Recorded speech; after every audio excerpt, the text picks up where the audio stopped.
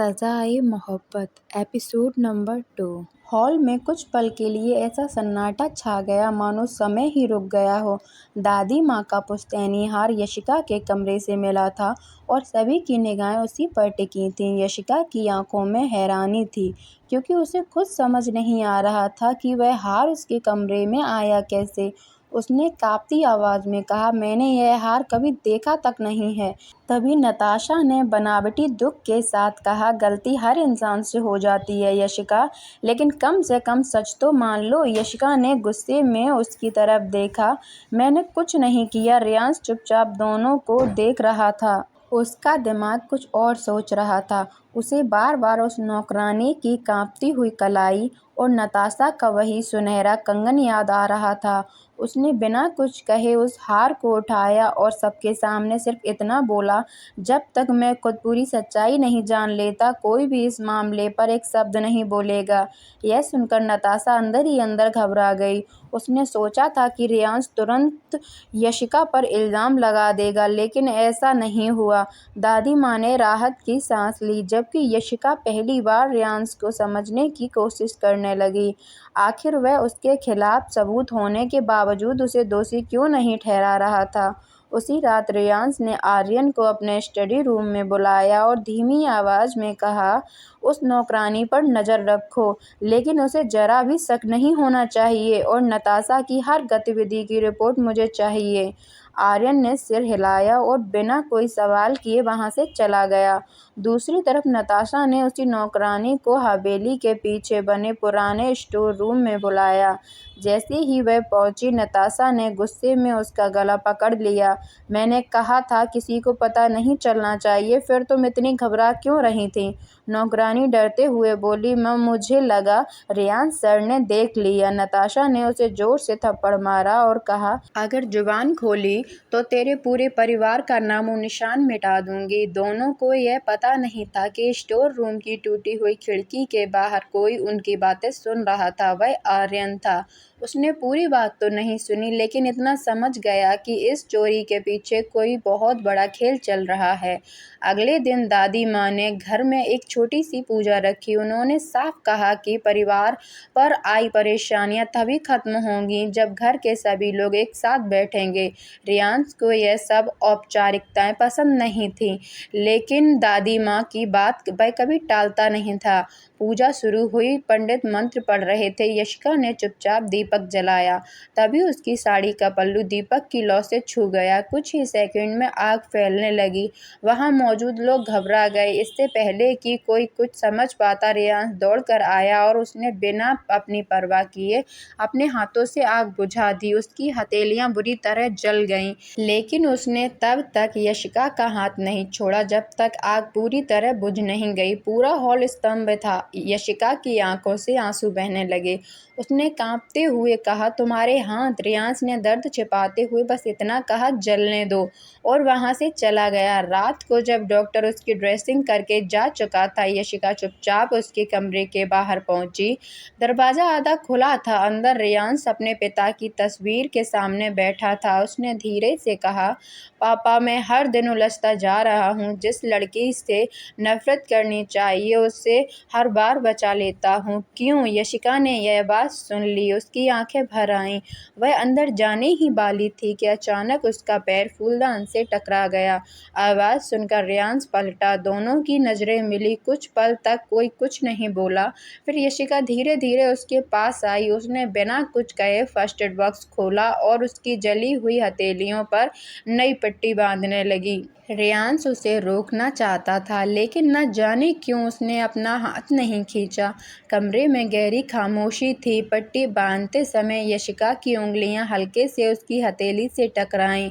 दोनों की धड़कनें जैसे एक पल के लिए तेज हो गई। तभी रियांश ने धीरे से पूछा, अगर तुम्हारे पिता निर्दोष हैं तो उन्हें सामने आने से डर क्यों लग रहा है? यशिका की आंखों में दर्द उतर आया। उसने शांत आवाज में कहा, कुछ सच्चाइयाँ सही समय आने पर ही सामने आती हैं। इतना कहकर वह कमरे से बाहर चली गई। रियांश कुछ देर तक उसी दरवाजे को देखता रहा। पहली बार उसे लगा कि यशिका कुछ छिपा रही है, लेकिन वह झूठ नहीं बोल रही।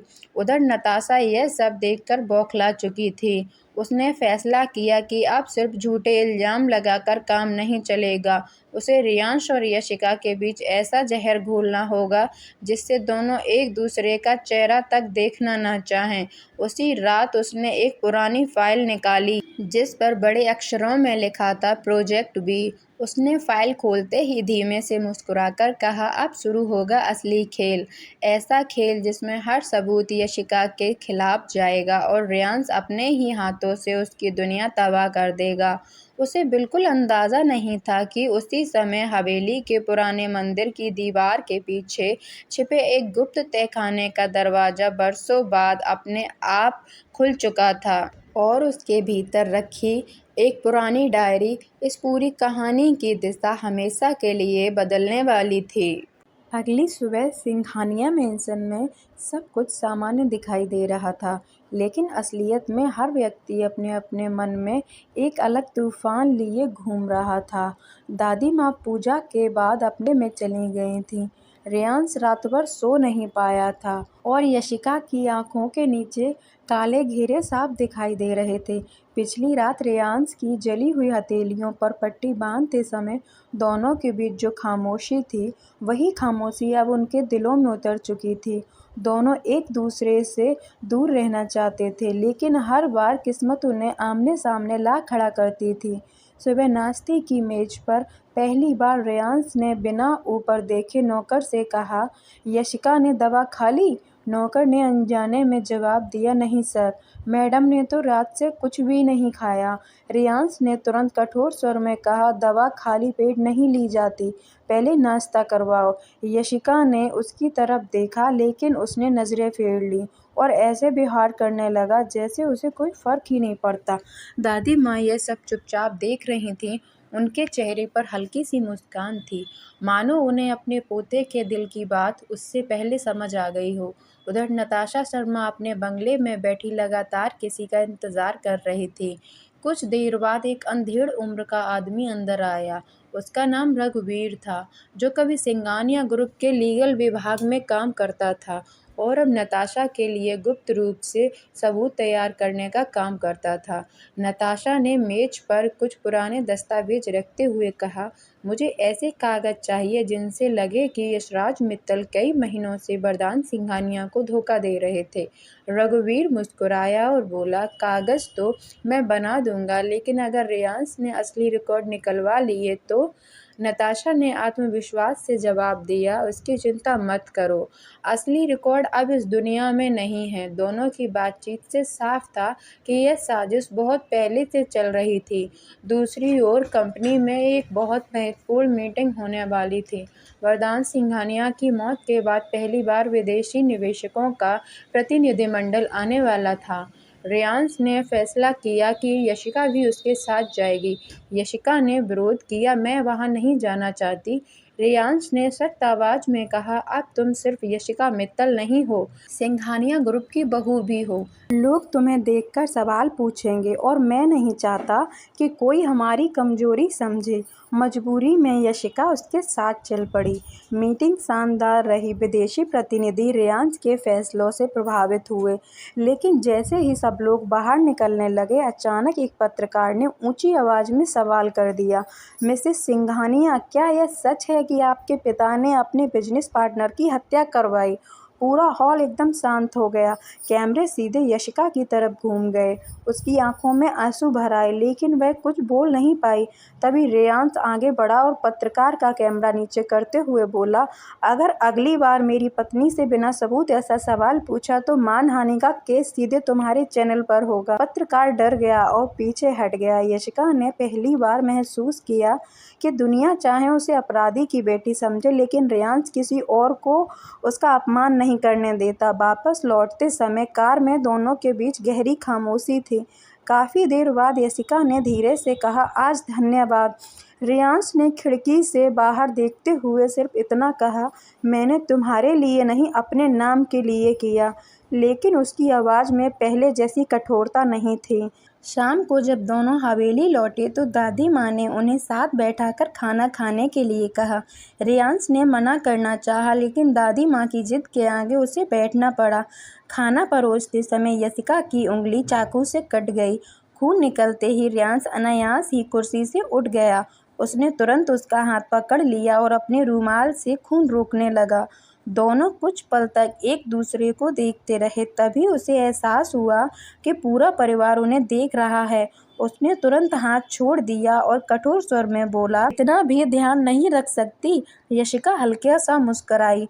उसे पहली बार समझ आने लगा था कि रियांश की डांट के पीछे डर छिपा होता है।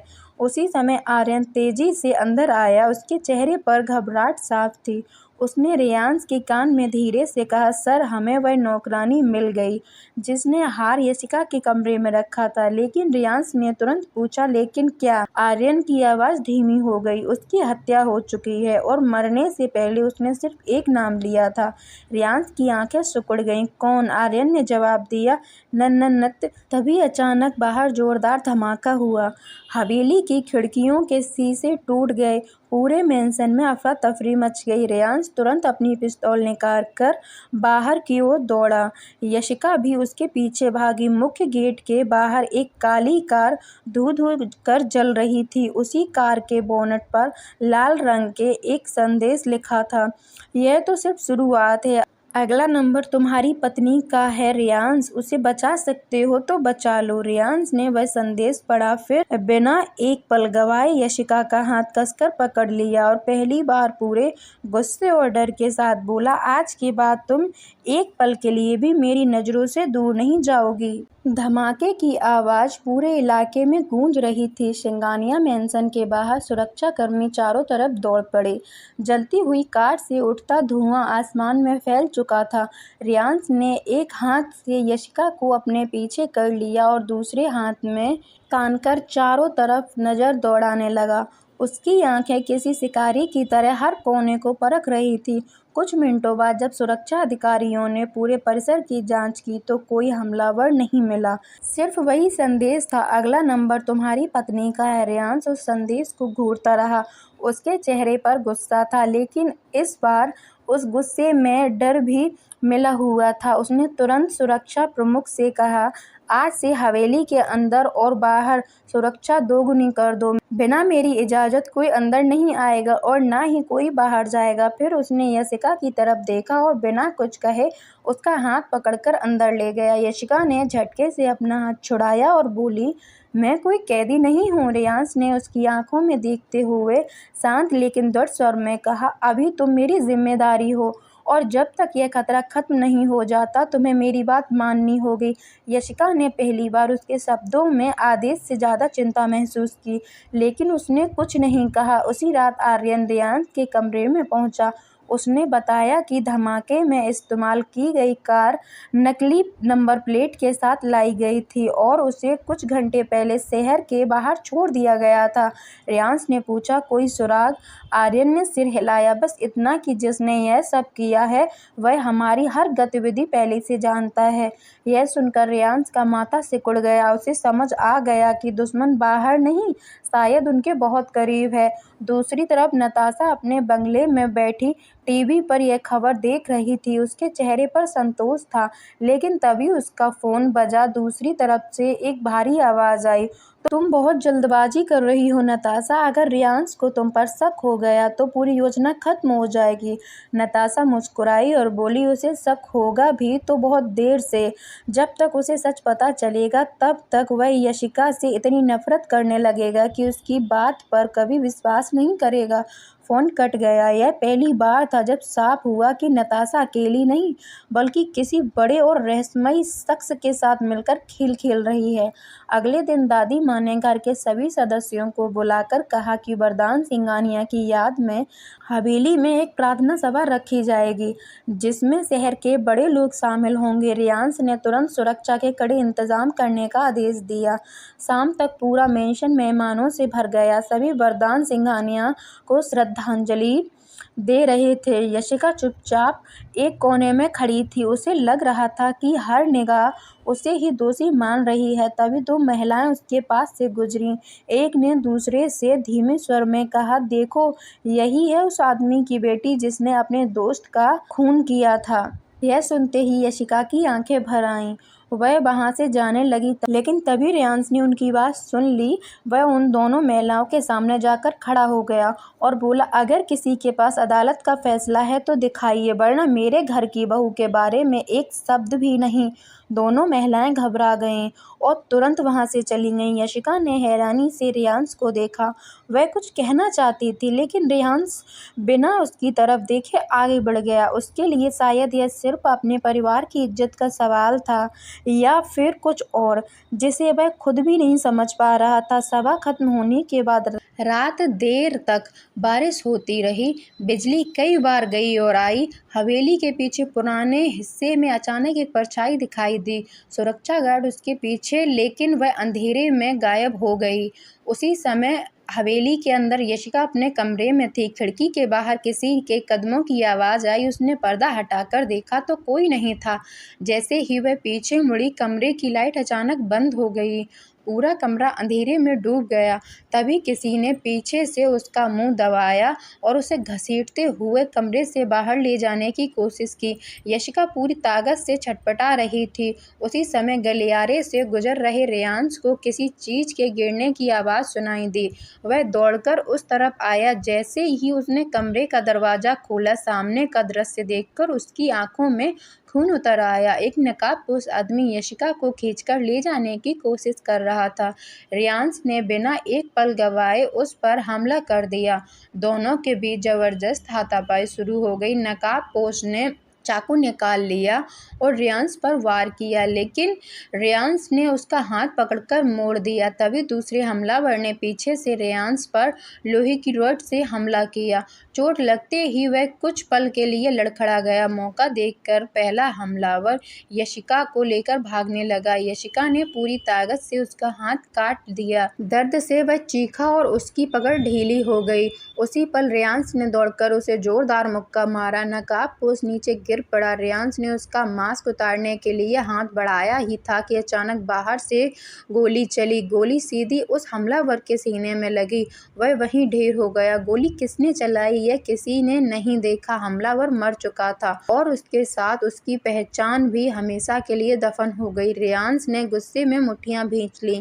उसे साफ समझ आ गया कि कोई ऐसा इंसान है जो हर बार अपने लोगों का मुंह बंद कर देता है ताकि सच कभी बाहर ना आ सके। उसने यशिका की तरफ देखा। वह डर से कांप रही थी। पहली बार बिना कुछ सोचे उसने उसे अपने सीने से लगा लिया और धीमे से कहा, अब कुछ नहीं होगा। अगले ही पल जैसे ही उसे अपनी हरकत का एहसास हुआ, वह तुरंत उससे अलग हो गया और फिर वही सख्त चेहरा बनाकर बोला, अपने कमरे से बाहर मत निकलना। लेकिन उस एक पल की गर्माहट ने यशिका के दिल में एक नई हलचल पैदा कर दी थी और दूर कहीं अंधेरे में खड़ा कोई व्यक्ति ये सब देख रहा था। उसने अपने फोन पर सिर्फ इतना कहा, रेयांश बदल रहा है, अब अगला बार उसके दिल पर करना होगा। रात को लगभग 2 बज चुके थे। पूरे सिंघानिया मैंसन में सन्नाटा पसरा हुआ था, लेकिन रेयांश के कमरे में लाइट अब भी जल रही थी। उसकी आंखों के सामने बार बार वही दृश्य घूम रहा था, जब नकाबपोश आदमी यशिका को घसीटकर ले जा रहा था। उसने अपनी मुट्ठियां इतनी जोर से भींच ली कि पुरानी चोट से फिर खून निकल आया। तभी आर्यन अंदर आया और बोला, सर, जिस गोली से हमलावर मारा गया वह प्रोफेशनल स्नाइपर राइफल की थी। इसका मतलब साफ है, कोई बहुत बड़ा खिलाड़ी इस पूरे खेल को चला रहा है। रेयांश ने धीमी आवाज में कहा, और वह चाहता है कि मैं कभी सच तक ना पहुंचूं। कुछ पल सोचने के बाद उसने आदेश दिया, आज से यशिका की सुरक्षा मेरी जिम्मेदारी होगी। उसके आसपास 24 घंटे सुरक्षा रहेगी, लेकिन उसे यह एहसास नहीं होना चाहिए कि मैं उसकी रक्षा कर सकता हूँ। आर्यन ने हल्की मुस्कान के साथ कहा, सर, आप जितना छिपाने की कोशिश करते हैं उतना ही साफ दिखने लगता है। रेयांश ने उसे घूरकर देखा। आर्यन तुरंत चुप हो गया और बाहर निकल गया। उधर अपनी कार में बैठी यशिका सोने की कोशिश कर रही थी, लेकिन हर बार आंखें बंद करते ही उसे हमलावर का चेहरा याद आ जाता था। तभी दरवाजे पर हल्की दस्तक हुई। उसने दरवाजा खोला तो बाहर कोई नहीं था। नीचे एक ट्रे रखी थी जिसमें हल्दी वाला दूध, दवा और छोटा सा नोट रखा रखा था। नोट पर सिर्फ 2 शब्द लिखे थे, दवा ले लो। उस पर किसी का नाम नहीं था। यशिका मुस्कुरा दी। उसे समझने में देर नहीं लगी कि यह किसने भेजा होगा। उसने नोट संभालकर अपनी किताब के बीच रख दिया। अगली सुबह दादी माँ ने पूरे परिवार को नाश्ते के लिए बुलाया। रेयांश पहले से मेज पर बैठा अखबार पढ़ रहा था। जैसे ही यशिका आई, उसने अखबार नीचे रखे बिना पूछा, दवा ले ली थी? यशिका एक पल के लिए चौंकी। उसने हल्की मुस्कान दबाते हुए कहा, हाँ। रेयांश ने बस हूँ कहा और फिर अखबार पढ़ने लगा, मानो उसने कोई सामान्य सवाल पूछा हो। दादी माँ यह सब देखकर मन ही मन खुश हो रही थी, लेकिन सामने बैठी नताशा की आंखों में जलन साफ दिखाई दे रही थी। नाश्ते के बाद रेयांश को कंपनी के एक नए प्रोजेक्ट के उद्घाटन के लिए जाना था। दादी माँ ने कहा, बहू भी साथ जाएगी। रेयांश ने पहले मना करना चाहा, लेकिन फिर हामी भर दी। दोनों एक ही कार में बैठे। पूरे रास्ते खामोशी रही। कुछ देर बाद कार एक रेड सिग्नल पर रुकी। सड़क किनारे कुछ छोटे बच्चे फूल बेच रहे थे। उनमें से एक 7-8 साल की छोटी बच्ची कार के पास आई और मुस्कुराकर बोली, भैया भाभी के लिए फूल ले लो ना। रेयांश ने पहले मना करना चाहा, लेकिन न जाने क्या सोचकर उसने पूरे फूल का गुच्छा खरीद लिया। बच्ची खुश होकर भाग गई। कार आगे बढ़ी तो उसने बिना यशिका की तरफ देखे फूल उसकी सीट पर रख दिए और बोला, दादी माँ को दे देना, उन्हें ताजे फूल पसंद हैं। यशिका ने फूलों को देखा, फिर रेयांश को। वह समझ गई कि बहाना दादी माँ का है, लेकिन फूल उसके लिए ही खरीदे गए थे। उसने कुछ नहीं कहा, बस पहली बार उसके चेहरे पर दिल से मुस्कान आई। यह छोटा सा पल दूर खड़ी नताशा ने एक आदमी के कैमरे में कैद कर लिया। शाम को जब उसने यह तस्वीर नताशा को दिखाई तो उसका चेहरा गुस्से से तमतमा उठा। उसने मेज पर रखा गिलास दीवार पे दे मारा। नफरत खत्म होने लगी है। उसने दांत भींचते हुए कहा, इससे पहले कि यह प्यार में बदल जाए, मुझे ऐसा जहर घोलना होगा कि रेयांश खुद यशिका की शक्ल से नफरत करने लगे। उसी रात नताशा ने अपने गुप्त साथी से मुलाकात की। वह आदमी अब भी चेहरे पर नकाब लगाए बैठा था। उसने नताशा से कहा, रेयांश को तोड़ना है तो उसके दिल पर नहीं, उसके भरोसे पर वार करो। उसे यकीन दिलाओ कि यशिका उसी के खिलाफ काम कर रही है। नताशा के चेहरे पर शैतानी मुस्कान फैल गई। उसने तुरंत एक नई योजना बनाई। दूसरे दिन सुबह सुबह सिंघानिया ग्रुप की सबसे गोपनीय फाइल अचानक कंपनी के सर्वर से लीक हो गई।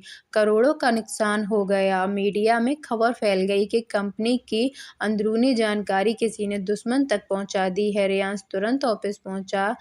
IT टीम ने जांच शुरू की। कुछ घंटों बाद रिपोर्ट आई कि फाइल उसी कंप्यूटर से एक्सेस हुई थी जो शादी के बाद यशिका को दिया गया था।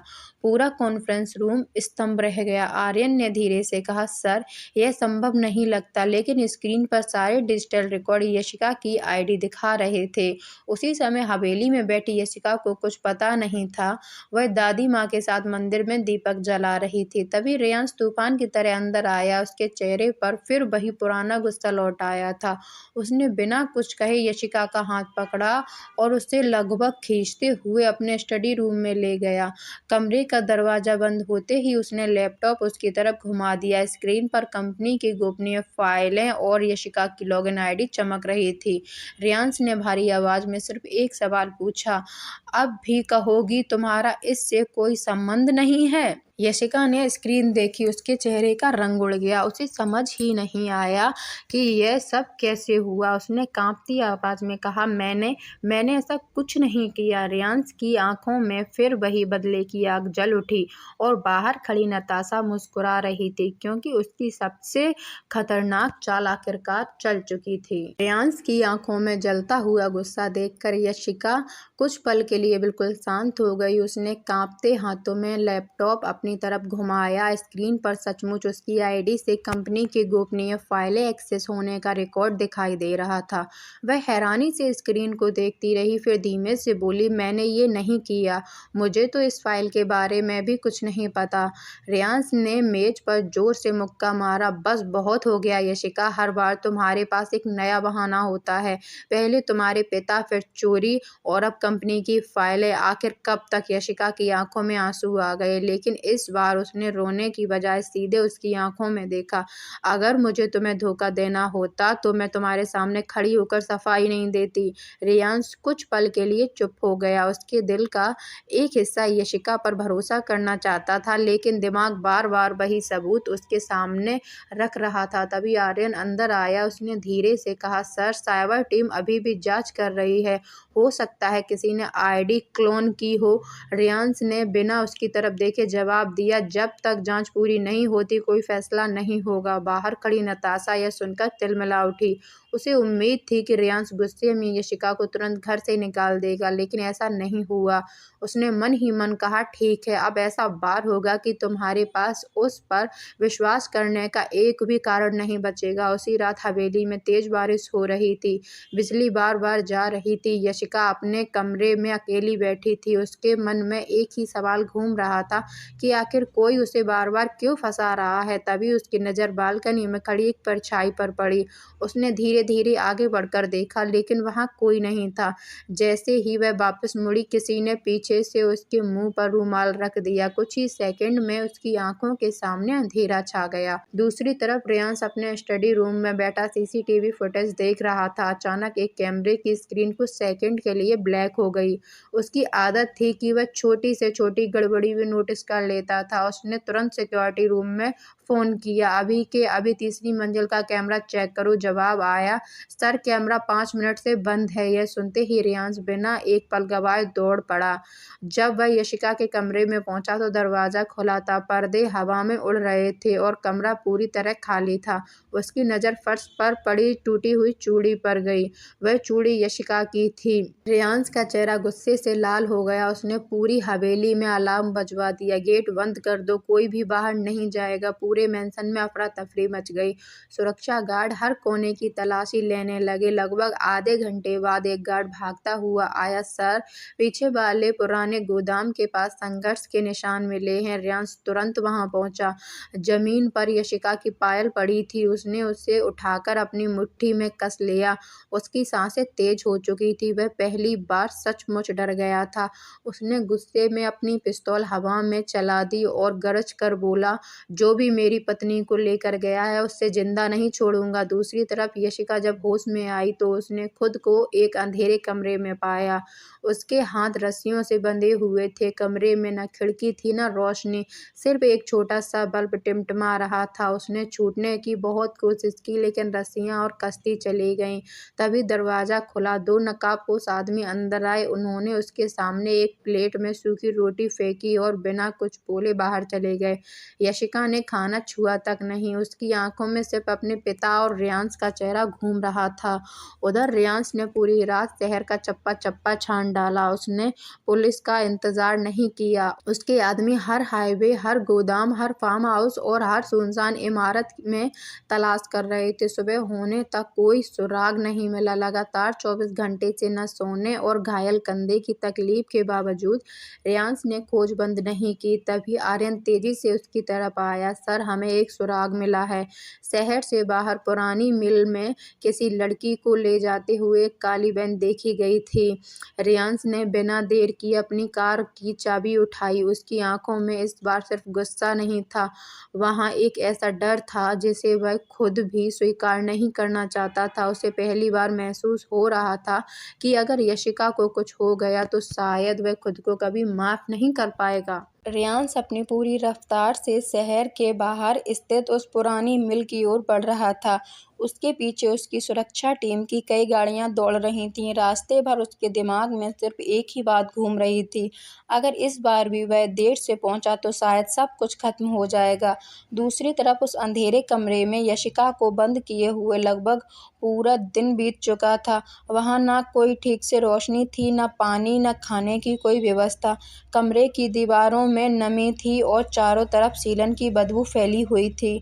उसके हाथ अब भी रस्सियों से बंधे थे। उसने कई बार दरवाजा पीटा, मदद के लिए आवाज लगाई, लेकिन हर बार जवाब में सिर्फ सन्नाटा मिला। कुछ देर बाद दरवाजा खुला।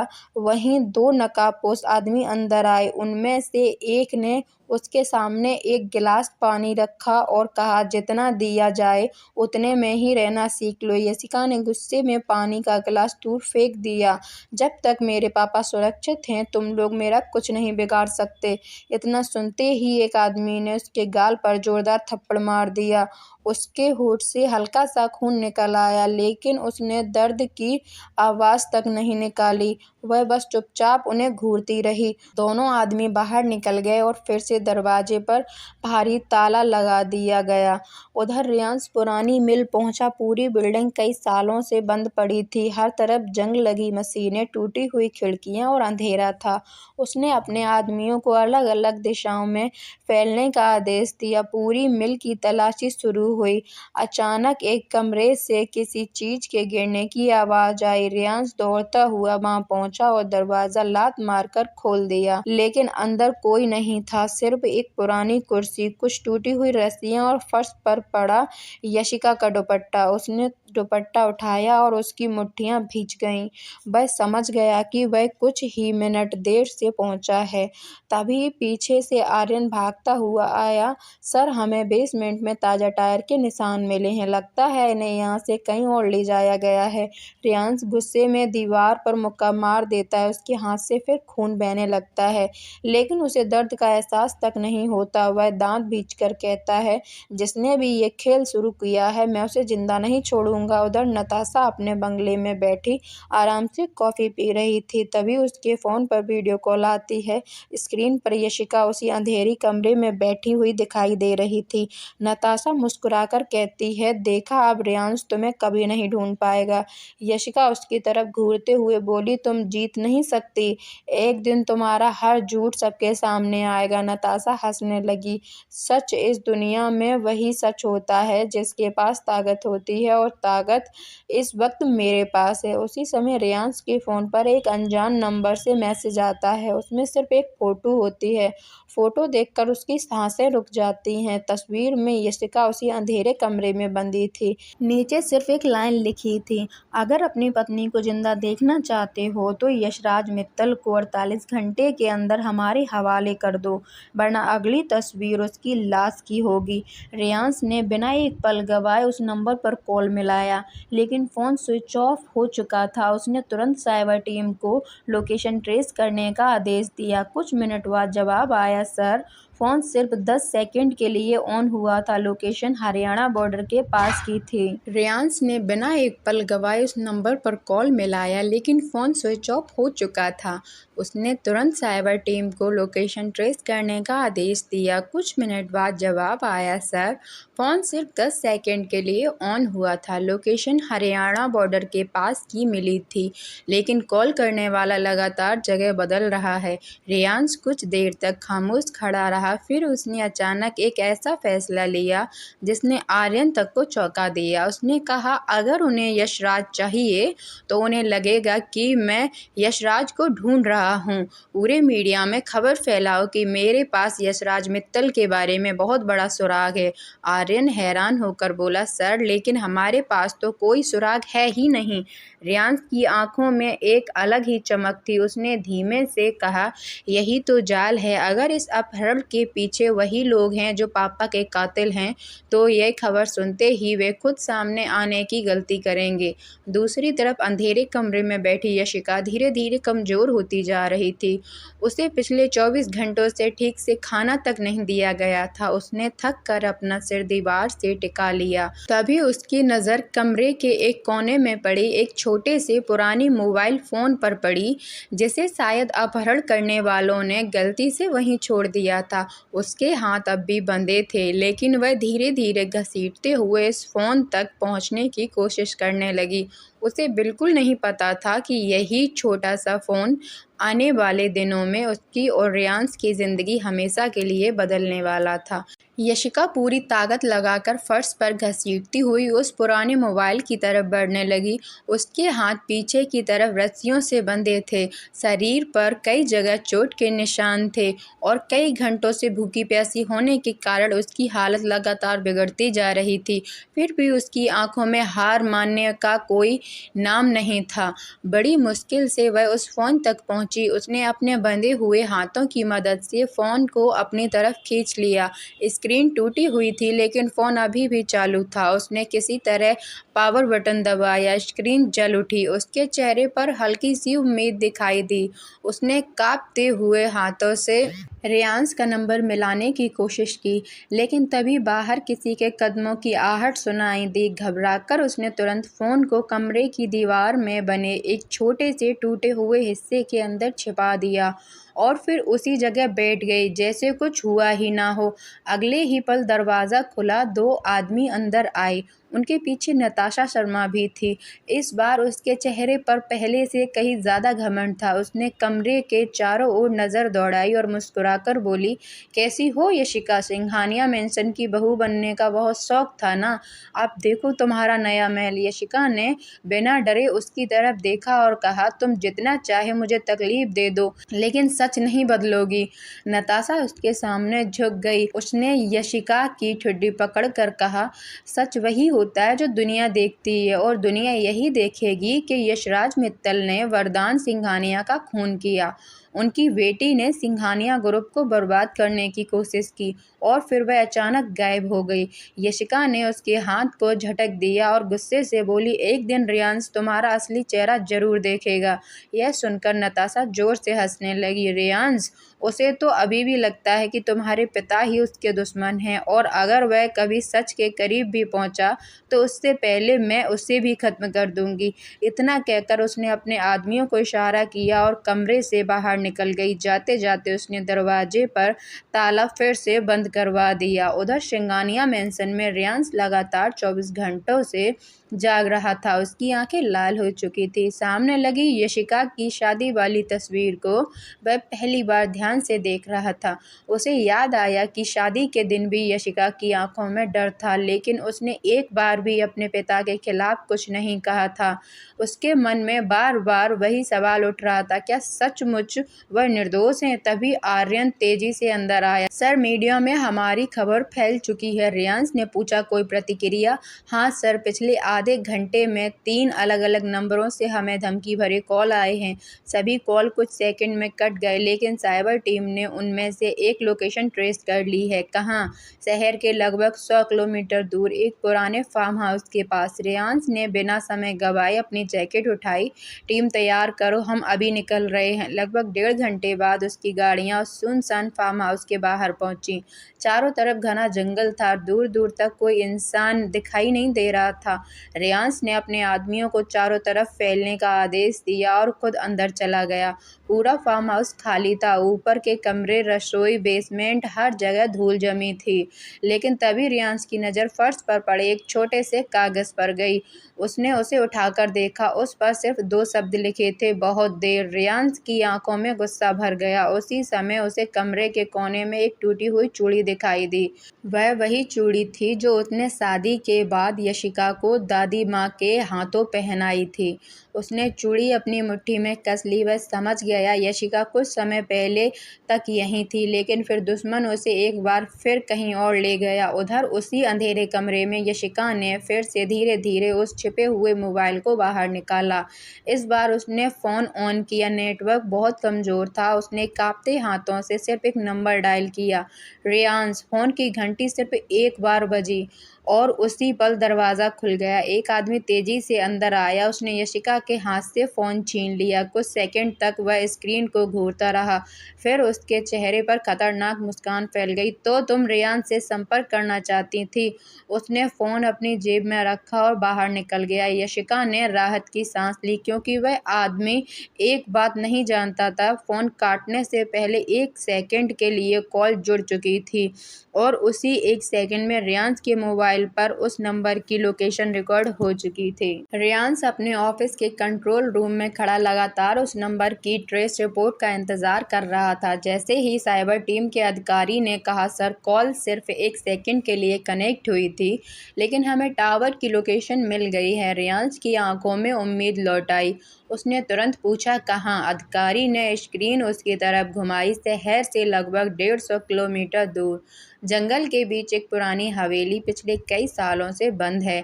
रियांश ने बिना एक पल गवाए अपनी पिस्तौल उठाई और कहा, आर्यन, पूरी टीम तैयार करो। इस बार अगर वह वहाँ है तो मैं उसे हर हाल में वापस लेकर आऊँगा। कुछ ही मिनटों में 6 काली एक्सयूवी उस सुनसान जंगल की तरफ दौड़ रही थी। दूसरी तरफ यशिका की हालत लगातार बिगड़ती जा रही थी।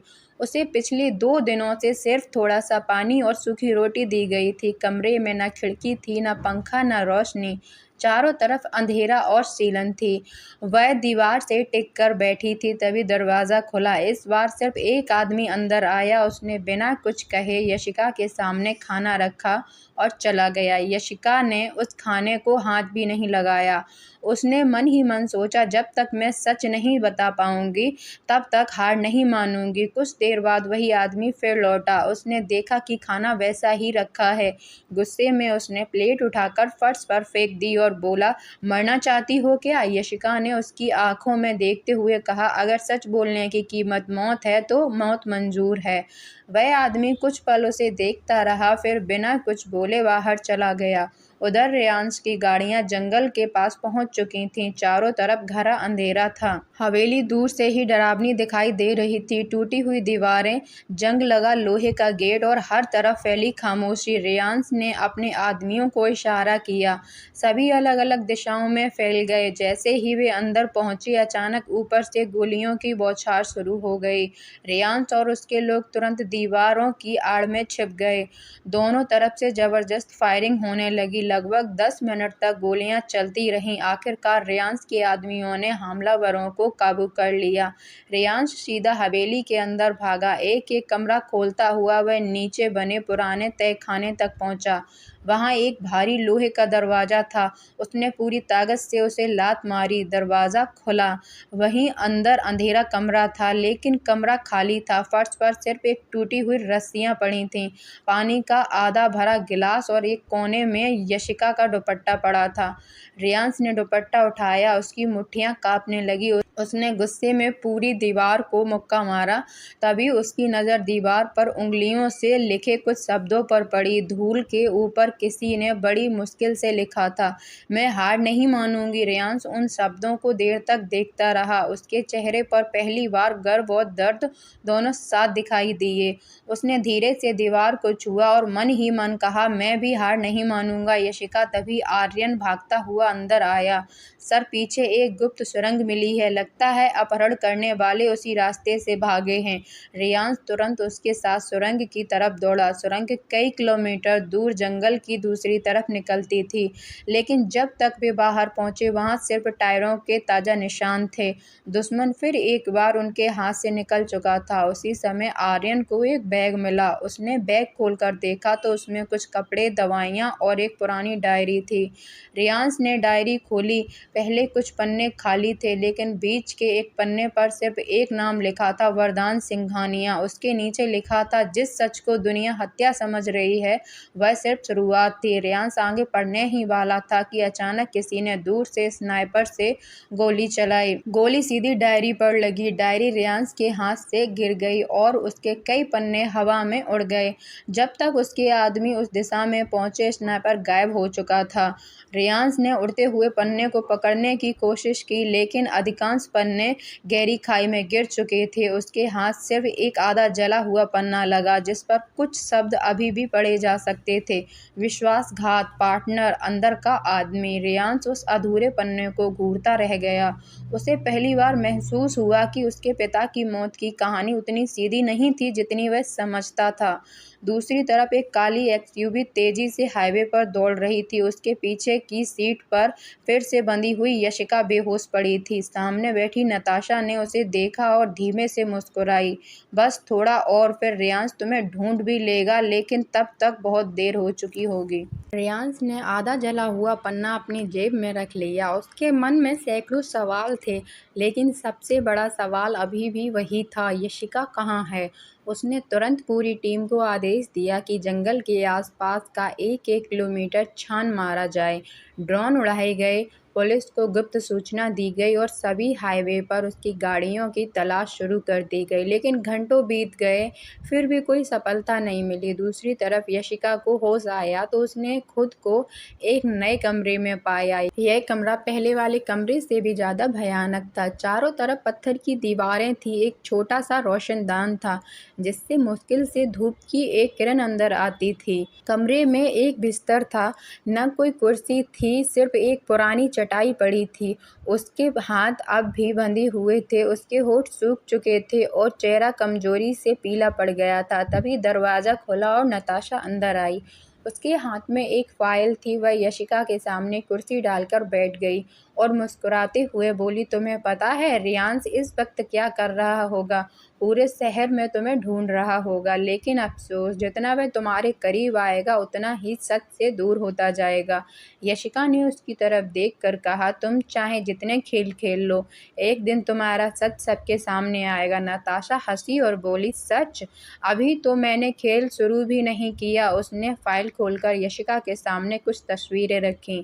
उन तस्वीरों में रियांश अलग अलग बिजनेस मीटिंग में था। नताशा ने कहा, देख रही हो, अगर मैं चाहूँ तो अगले 24 घंटे में उसकी भी मौत हो सकती है। यशिका पहली बार घबरा गई। उसने तुरंत कहा, उसे कुछ मत करना, जो करना है मेरे साथ करो। नताशा के चेहरे पर शैतानी मुस्कान फैल गई। यही तो सुनना चाहती थी मैं। इतना कहकर वह उठी और बाहर चली गई। उधर रियांश लगातार 30 घंटे से सोया नहीं था। आर्यन ने उसे कॉफी देते हुए कहा, सर, अगर आप ऐसे ही चलते रहे तो खुद बीमार पड़ जाएंगे। रियांश ने कप उठाया ही था कि अचानक उसे याद आया, यशिका जब भी तनाव में होती थी तो कॉफी नहीं सिर्फ चाय पीती थी। वह एक पल के लिए खो गया, फिर उसने कप वापस रख दिया। आर्यन यह देखकर हल्का सा मुस्कुराया, लेकिन कुछ बोला नहीं। उसी समय साइबर टीम का एक अधिकारी भागता हुआ आया, सर, हमें एक नई जानकारी मिली है। जिस नंबर से फिरौती वाला मैसेज आया था उसके सिग्नल हर बार एक ही जगह से गुजर रहे हैं, पुराने ईस्टर्न इंडस्ट्रियल जोन से। रियांश ने तुरंत नक्शा मंगवाया। उसने पूरे इलाके को देखा और अचानक उसकी नज़र एक बंद पड़ी केमिकल फैक्ट्री पर जाकर रुकी। उसने धीमे से कहा, अगर मैं होता तो किसी को छिपाने के लिए यही जगह चुनता। उसने बिना देर किए पूरी टीम को वहां चलने का आदेश दिया। उधर उसी फैक्ट्री के तहखाने में यशिका अकेली बैठी थी। उसने देखा कि दीवार के एक कोने से प्लास्टर टूटा हुआ है। बड़ी मुश्किल से वह घसीटते हुए वहां पहुंची। टूटे हुए हिस्से के अंदर उसे लोहे का एक जंग लगा टुकड़ा दिखा। उसने उसी टुकड़े से अपनी रस्सियां काटने की कोशिश शुरू कर दी। उसके हाथ छिल गए, हथेलियों से खून निकलने लगा, लेकिन उसने कोशिश नहीं छोड़ी। लगभग 20 मिनट बाद रस्सी का एक हिस्सा कट गया। तभी बाहर से कदमों की आवाज सुनाई दी। उसने तुरंत रस्सी फिर से वैसे ही बांध ली जैसे पहले थी और लोहे का टुकड़ा चटाई के नीचे छिपा दिया। दरवाजा खुला, एक गार्ड अंदर आया और खाना रखकर चला गया। उसे जरा भी अंदाजा नहीं था कि यशिका अब हार मानने वालों में से नहीं रही।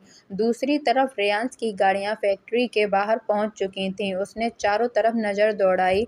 जगह पूरी तरह सुनसान थी, लेकिन तभी उसे हवा में किसी औरत की बहुत हल्की सी चीख सुनाई दी। वह बिना एक पल गवाए उसी दिशा में दौड़ पड़ा। नीचे उतरती सीढ़ियों के अंत में एक भारी लोहे का दरवाजा था। जैसे ही उसने दरवाजा खोलने की कोशिश की, अंदर से किसी ने उसे बंद कर दिया। अगले ही पल पूरी फैक्ट्री में धमाके की आवाज गूंजने लगी। टाइम बम पहले ही एक्टिव किया जा चुका था। आर्यन चिल्लाया, सर, यह जाल है, हमें बाहर निकलना होगा। लेकिन रियांश की नजर उस बंद दरवाजे पर ही टिकी रही। उसे पूरा यकीन था कि उस दरवाजे के पीछे यशिका थी। रियांश ने बिना एक पल गवाए अपनी पिस्तौल की बट से लोहे के दरवाजे पर लगातार वार करना शुरू कर दिया। आर्यन बार बार चिल्ला रहा था, सर, टाइम बम एक्टिव हो चुका है, हमें अभी निकलना होगा।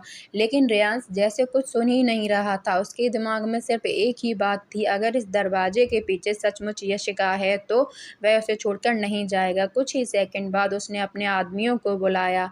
सभी ने मिलकर पूरी ताकत से दरवाजे को धक्का लगाया। तीसरे धक्के में पुराना जंग लगा दरवाजा टूटकर अंदर गिरा। कमरे में घना धुआं फैला था। कोने में यशिका रस्सियों से बंधी हुई बेहोश पड़ी थी। उसके चेहरे पर कई चोटों के निशान थे और होठ सूखकर सफ़ेद पड़ चुके थे। उसे देखते ही रेयांश की सांस जैसे लौट आई। वह दौड़कर उसके पास पहुंचा, घुटनों के बल बैठ गया और कांपते हाथों से उसके चेहरे को थपथपाते हुए बोला, यशिका, आंखें खोलो, मैं आ गया हूँ। लेकिन कोई जवाब नहीं मिला। उसने तुरंत उसकी रस्सियां काटी और उसे अपनी बाहों में उठा लिया। तभी ऊपर से एक जोरदार धमाका हुआ। छत का एक हिस्सा टूटकर नीचे गिरा। आर्यन चिल्लाया, सर, सिर्फ 2 मिनट बचे हैं। रेयांश ने यशिका को सीने से लगाए पूरी रफ्तार से बाहर की तरफ दौड़ना शुरू किया। रास्ते में आग फैल चुकी थी। चारों तरफ धुआं ही धुआं था। अचानक जलती हुई लोहे की एक भारी बीम उनके सामने गिर गई। बाहर निकलने का रास्ता बंद हो चुका था। रेयांश ने चारों तरफ नजर दौड़ाई और दाईं तरफ दीवार में एक छोटी टूटी हुई खिड़की दिखाई दी। उसने अपने कंधे से पूरी ताकत लगाकर उस जंग लगे फ्रेम को तोड़ा। फिर पहले यशिका को बाहर धकेला और खुद भी छलांग लगा दी। अगले ही पल पूरी फैक्ट्री जोरदार धमाके के साथ हवा में उड़ गई। आग की लपटें कई फीट ऊपर तक उठ गईं। बाहर खड़े सभी लोग कुछ सेकंड के लिए सन्न रह गए।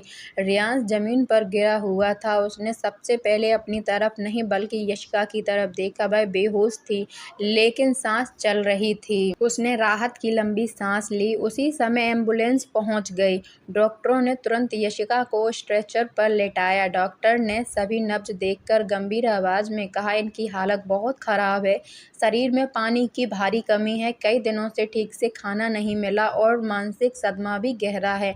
इन्हें तुरंत अस्पताल ले जाना होगा। रेयांश भी घायल था। उसके हाथ, कंधे और माथे पर चोट लगी थी, लेकिन उसने डॉक्टर का इलाज कराने से साफ इनकार कर दिया। उसने कहा, पहले यशिका। अस्पताल पहुंचते ही डॉक्टर ने उसे आईसीयू में ले गए। बाहर रेयांश लगातार दरवाजे के सामने खड़ा रहा। दादी माँ, आर्यन और घर के बाकी लोग भी पहुंच गए। दादी माँ ने पहली बार रेयांश की आंखों में आंसू देखे। उन्होंने उसके कंधे पर हाथ रखकर कहा, बेटा, भगवान पर भरोसा रख। रेयांश ने धीमी आवाज में कहा, अगर इसे कुछ हो गया तो मैं खुद को कभी माफ नहीं कर पाऊंगा। यह सुनकर आर्यन चुपचाप उसे देखने लगा। उसे पहली बार यकीन हो गया कि यह रिश्ता अब सिर्फ बदले का नहीं रहा। कई घंटों बाद डॉक्टर बाहर आए। उन्होंने कहा, फिलहाल खतरा टल गया है, लेकिन मरीज बहुत कमजोर है। इन्हें कुछ दिन पूरी देखभाल की जरूरत होगी।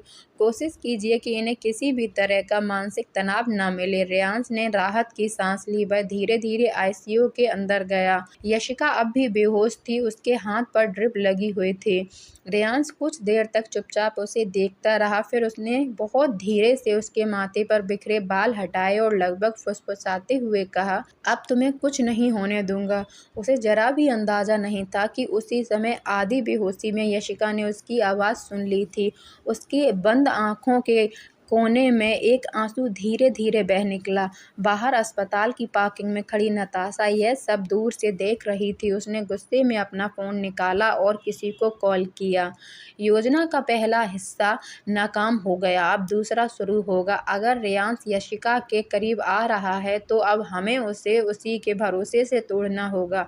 इस बार ऐसा सबूत तैयार करो कि वह खुद अपनी पत्नी को अंधेरे कमरे में बंद कर दे और उससे नफरत करने लगे। सज़ाए-इश्क का 3rd एपिसोड देखने के लिए जुनून वर्ड्स विद कल्पू के चैनल को सब्सक्राइब करें।